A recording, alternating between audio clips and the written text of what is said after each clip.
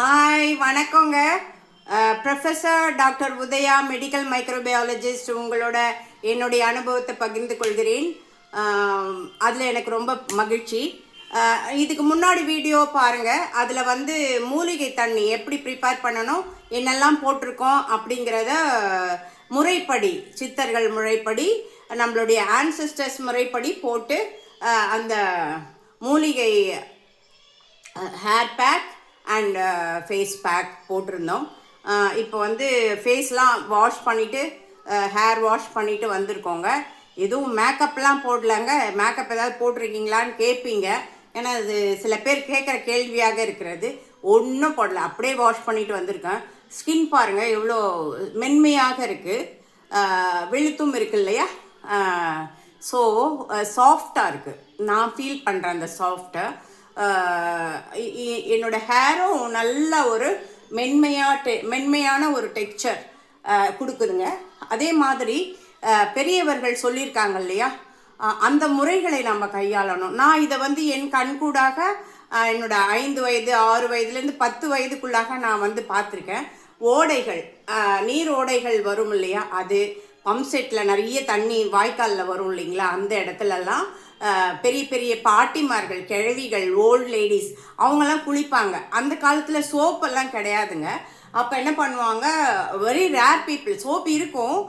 ரொம்ப படித்தவர்கள், சம்பளம் வாங்குறவங்க, கையில் காசு இருக்கிறவங்க தான் சோப்பெல்லாம் வாங்கி போடுவாங்க. அப்போ வந்து இந்த இயற்கை முறையில் இந்த பாட்டிங்கெலாம் எப்படி குளிப்பாங்கன்னா, தலையில் வந்து களிமண் என்ற குளிக்கூடிய கிளே, அது கருப்பாக தான் இருக்கும்.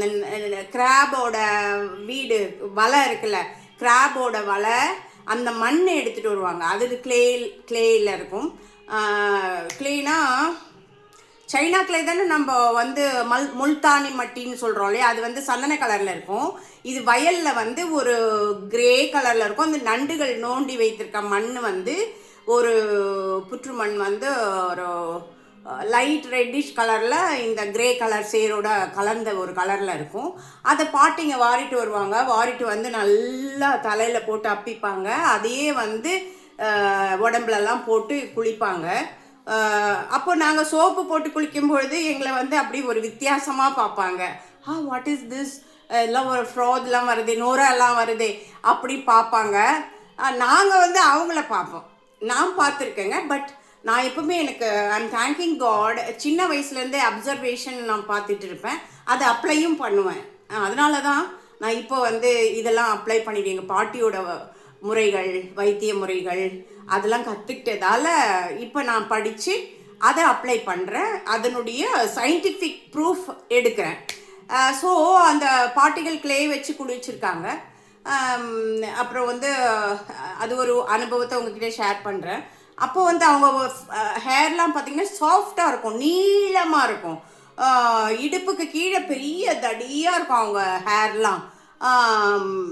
கொட்டாது, முடிகள் கொட்டாது, பொடுகுகள் கிடையாது, அதெல்லாம் ஒன்றுமே இல்லை. இப்போ தான் நவீன காலங்களில் நம்மளுக்கு இந்த தொற்றுகள்லாம் உருவாயிடுச்சு. மேபி நம்ம இந்த சோப்பு, ஷாம்பு, கெமிக்கல்ஸ் அதெல்லாம் போட்டு இயற்கையான இதை வந்து நம்ம கெடுத்துடுறோம் இல்லைங்களா. அதனால் நம்மளே கெடுத்துக்கிறோம். அவங்க வேறு யாரும் வந்து கெடுக்கல. ஸோ நம்ம வந்து போடலாம், ஷாம்புலாம் ரேராக போட்டுக்கலாம் தேவையான பொழுது. பட் இவைகளையும் பாரம்பரிய முறைகளையும் நாம் கையாளணும். இந்த ஹேர் பேக்கோட தன்மை பாருங்கள், நல்லா இருக்குங்க. முடி soft, I like very much. சாஃப்டாக இருக்குது. சரிங்க, இதனுடைய தொடர்பாக அப்புறம் பேசுவோம். நன்றி. நீங்களும் இது மாதிரி ட்ரை பண்ணுங்கள். இதனுடைய பலனை அடையுங்கள். வணக்கம்.